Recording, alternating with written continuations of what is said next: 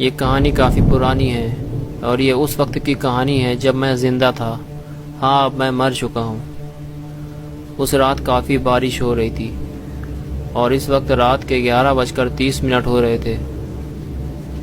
अब बारिश काफ़ी कम हो गई थी, शायद अब बारिश रुकने वाली थी और मैं अपने रूम में लेटा हुआ था और सोने की कोशिश कर रहा था और बुल्ली अपने रूम में कंप्यूटर चला रहा था और वो मेक जोक हॉरर की वीडियोस देख रहा था क्योंकि उसे हॉरर वीडियोस देखना ज़्यादा पसंद है। और तभी बेल बजने की आवाज़ आई और तभी बुल्ली बोला, कुल्ली देखो यार, इतनी रात में कौन आया है। और मैं उठकर चला गया, लेकिन वहाँ तो कोई नहीं था। हाँ, ज़मीन पर कुछ पैरों के निशान बने हुए थे और वहाँ एक डॉल रखी हुई थी। बुल्ली ने पूछा, कौन आया है गुल्ली?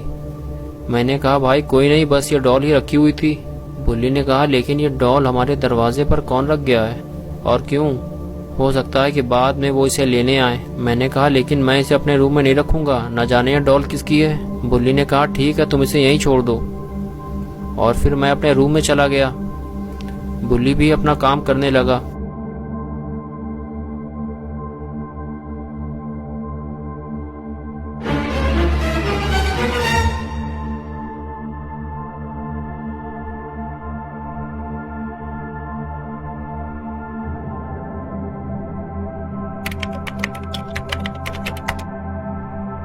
और तभी मैंने देखा कि वो डॉल मेरे बेड के पास खड़ी हुई है। और तब मैं उस डॉल को बुल्ली के पास लेकर गया और बुल्ली से कहा, तुमने इसे मेरे रूम में क्यों रख दिया भाई? मैंने तुमसे कहा था कि मैं इसे अपने रूम में नहीं रखूंगा। तभी बुल्ली बोला, मैंने इसे नहीं रखा भाई, मैंने तुमसे कहा था कि इसे यहीं रख दो, शायद तुम ही इसे ले गए होगे। मैंने कहा कि मैं इसे क्यों ले जाऊंगा, मैंने तो पहले ही मना कर दिया था कि मैं इसे अपने रूम में नहीं रखूंगा, लेकिन अब इसे मेरे पास लेकर मत आना। ये कहकर मैं अपने रूम में चला गया और वो डॉल बुल्ली के बेड पर मैंने छोड़ दी थी। और मैं ये सोच रहा था कि ये डॉल आखिर है किसकी और कोई इसे क्यों छोड़ गया है। लेकिन बाहर जो मैंने पैरों के निशान देखे थे वो तो मुझे इसी डॉल के लग रहे थे, जैसे कि ये खुद ही चल कर आई हो। लेकिन ये कैसे हो सकता है? मैं बिना कुछ ज्यादा ही सोचने लगता हूँ। और फिर जब मैंने करवट बदली तो वो डॉल मेरे बेड पर ही लेटी हुई थी। मैं देखकर काफी डर गया और तभी बुल्ली की आवाज आई, गुल्ली वो डॉल यहाँ नहीं है, क्या तुम उसे अपने साथ ले गए हो? मैंने कहा, ये है वो डॉल जिसे तुम जानबूझकर मुझे डराने के लिए मेरे बेड पर रखाए थे। बुल्ली ने कहा, भाई मैं तो यहाँ से हिला भी नहीं हूँ, मैं तो कंप्यूटर पर ही काम कर रहा हूँ और मैं तुम्हें क्यों डराऊंगा। मैंने कहा, ठीक है, अब मैं इसे स्टोर रूम में बंद करने जा रहा हूँ। ये कहकर मैं उस डॉल को स्टोर रूम में ले गया और मैंने उसे वहीं बंद कर दिया।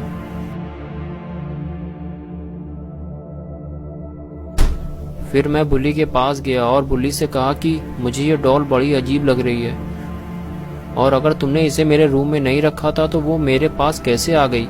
मुझे इससे डर लगने लगा है। बुल्ली ने कहा, ये सिर्फ एक डॉल है और कुछ नहीं, इसमें डरने की क्या बात है।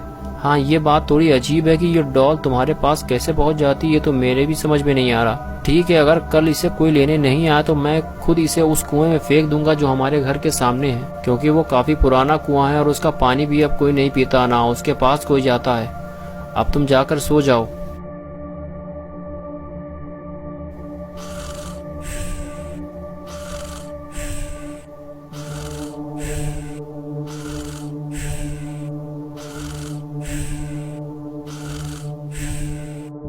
और उसके बाद मैं अपने रूम में सोने के लिए चला गया। मैं अपने बेड पर लेट तो गया था, लेकिन मुझे नींद नहीं आ रही थी और अजीब सी घबराहट हो रही थी, जैसे कि कुछ बुरा होने वाला है। और कुछ देर बाद ही कुछ अजीब सी आवाज़ आने लगी, जैसे कोई दरवाज़ा खोलने की कोशिश कर रहा हो। लेकिन मैंने सोचा कि हो सकता है कि ये हवा से हिल रहा हो, क्योंकि हवा भी काफ़ी तेज़ चल रही थी। इसी वजह से मैं देखने भी नहीं गया।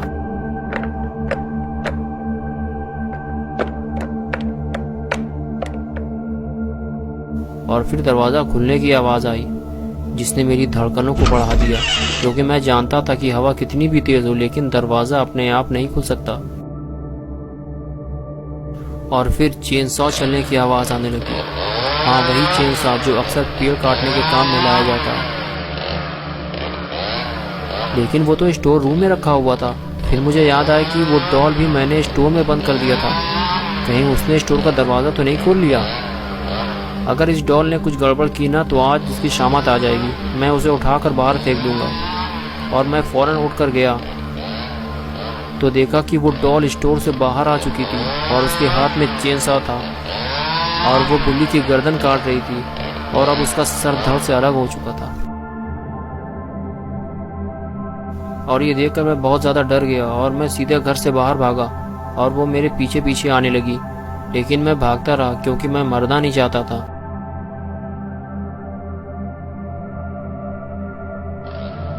मैं बस भागता रहा। भागते भागते मैं उस कुएं के पास पहुंच गया जो हमारे घर के सामने था।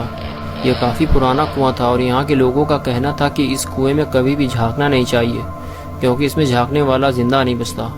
और कभी कभी इस कुएं के आसपास कुछ चीज़ें भी पड़ी मिलती थी, जैसे कि खिलौने, खाने की चीज़ें और पैसे, लेकिन उन्हें कोई नहीं उठाता था क्योंकि सब जानते थे कि ये एक छलावा है, क्योंकि हर साल ये कुआं किसी न किसी की जान लेता है।